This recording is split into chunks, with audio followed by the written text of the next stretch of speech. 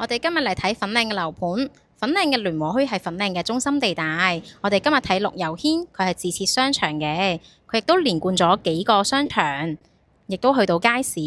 我哋一上嚟睇下個單位，上到嚟單位度，呢個單位實用面積479尺，咁佢係做咗啲改動嘅，可以見到個廚房啦，做咗半開放式嘅，咁係 L 型嘅設計，都好實用㗎。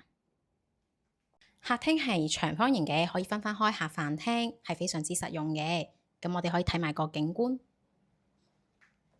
景觀方面係望對面樓盤嘅來源景觀、泳池景，相當之開揚。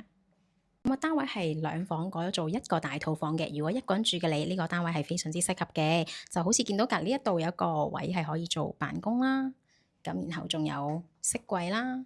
咁左邊呢一度亦都可以擺一個大衣櫃嘅。非常之多收納空間，佈置方面係明廁浴缸設計，非常之闊落。咁套房方面見到係可以做一張大嘅雙人床，亦都有啲入牆衣櫃，光線都係非常之足夠嘅。對呢個單位有興趣嘅話，隨時打俾我，我係 Shelly 小雪梨，拜拜。